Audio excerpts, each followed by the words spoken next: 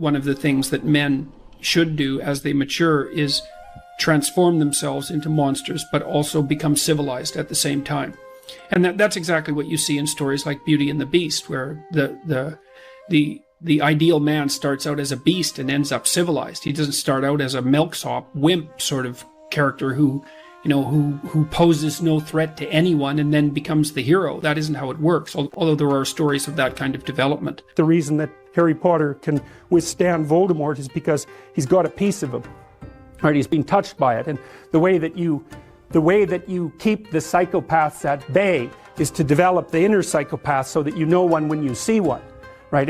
But that's a voluntary thing. It's like a set of tools that you have at your disposal, which is full knowledge of evil. The question is, well, should you turn into a monster? And the answer to that is yes, you should. But you should do it voluntarily and not accidentally, and you should do it with the good in mind rather than falling prey to it by possession, essentially, because that's the alternative. And how does it possess you? That's easy. Your suffering makes you bitter. Your bitterness makes you resentful. Your resentment makes you vengeful. And once you're on that road, you go down that a little bit farther, man. You watch all those rom-coms where there's always kind of a beta male guy who's being real friendly and always failing miserably with the women because basically he's lying to himself and to them. He's a persona. And a persona is the face that you show to the world when you're trying to pretend and to convince yourself and others that you're, I would say harmless, but we could say a good person. But a good person isn't harmless. A good person is capable of, well, maybe a good person is capable of anything, but is willing to hold that in abeyance. Well, if you're harmless, you're not virtuous.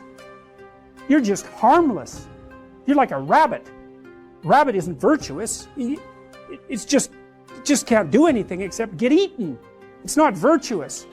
If you're a monster and you don't act monstrously, then you're virtuous. The hero has to be a monster, but a controlled monster. Batman is like that, you know. I mean, it's everywhere. It's the story you always hear. For example, lots of my clients, my clinical clients, are too agreeable, and they're generally women because women are more agreeable than men, but not always, because I've had agreeable men as clients as well. And what happens is they're resentful and they don't know how to stand up for themselves, and it's because they're very compassionate by nature. And so if you're entering into a negotiation with them, they'll let you win. Well, that's not so good, because you need to win too, especially if you're in an organization of adults where there's a struggle, right? When you have kids, you can let them win, especially infants. Like, you have to let them win, and that's partly why compassion is so necessary. But as a basis for negotiation between adults, it's like, sorry, it's insufficient. You have to be a bit of a monster so that you can say no. And so a lot of what you do in psychotherapy is treat people's anxiety and depression. That's a huge chunk of it. Help them straighten out the way they think. That's a huge chunk of it. But another chunk of it is, well, let's toughen you up. Let's put you in a position where you can bargain. Let's teach you how to assert yourself and stand up for yourself. And that's assertiveness training. And it's a huge chunk of psychotherapy. And you need to learn it. It's like, because part of how you regulate your interactions with other people is to negotiate. And you cannot negotiate unless you can say no. You can't do it. And it causes conflict to say no, and if you don't like conflict, which is basically the definition of being agreeable, then you can't tolerate the conflict, and so then you can't negotiate on your own behalf, and so then you keep losing, and you're bullied, and it's not good. Then you get resentful, and it's really not good. So you have to develop your inner monster a little bit, and then that makes you a better person, not a worse person. It's weird, but that's just how it is. Without the capability for mayhem, you're a potential victim to mayhem. So you need your sword. It should be sheathed, but you need to have it. And it's very frequently the case. If you treat someone with post-traumatic stress disorder, there's two things you have to do. You have to help them develop a very articulated philosophy of evil, because otherwise their brain bothers them over and over and over. Why were you so naive? How did you become victimized? Why were you such a sucker? These are good questions. You don't want to have that happen to you again. You don't want to be exploited twice. Okay, so your eyes have to open up. We know the price of that from the Egyptian myth, right? You come into contact with Seth. What happens? Even if you're a god, you lose an eye. It's no joke, man. It's no joke. And then the cure for that is the movement down into the underworld and the revitalization of the Father. That's the identification with the force that created culture, right? And that then there's you and that together. Then you can withstand malevolence. Maybe you can withstand tragedy and malevolence. And second, they have to learn to become dangerous, because that's the only way out. What's the alternative? They get these recurrent thoughts about their vulnerability in the face of malevolence and their own naivety, because by definition, if someone psychopathic has exploited you, you're too naive.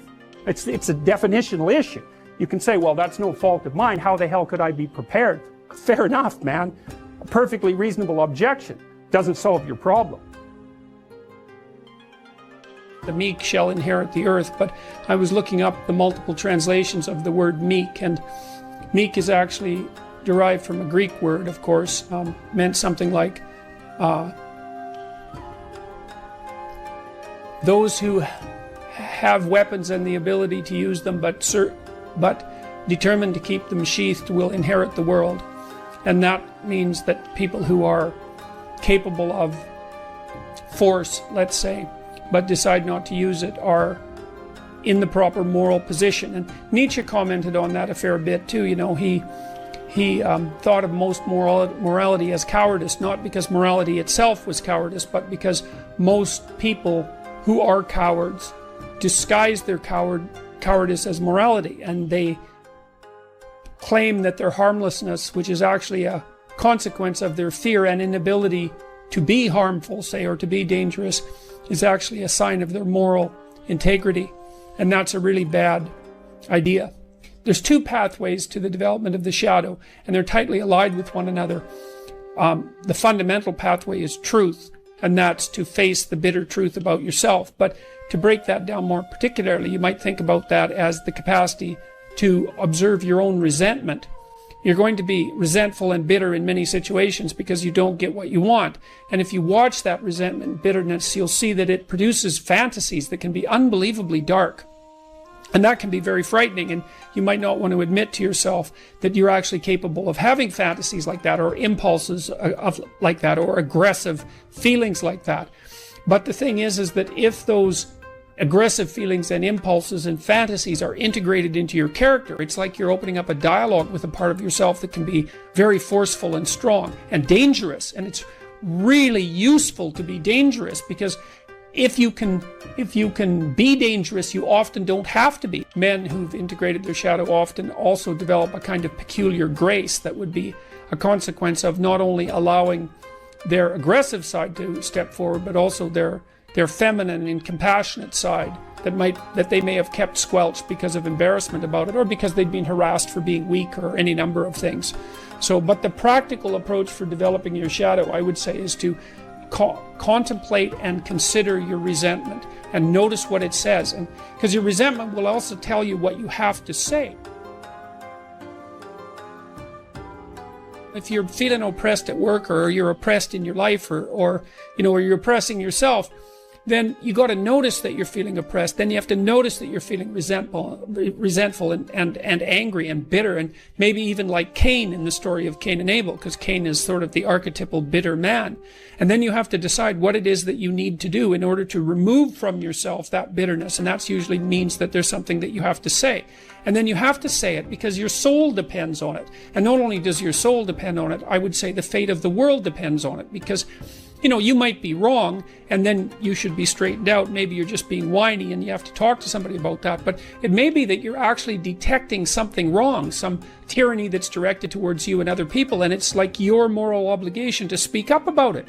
And so many workplaces become toxic, to use a terrible cliche, because the people in them won't speak up for what they actually want, or they speak up too late, and then they're all twisted up about it, and they're torturing other people because they're so unhappy, and so forth and so on. So, practical approach for developing your shadow fundamentally is radical honesty.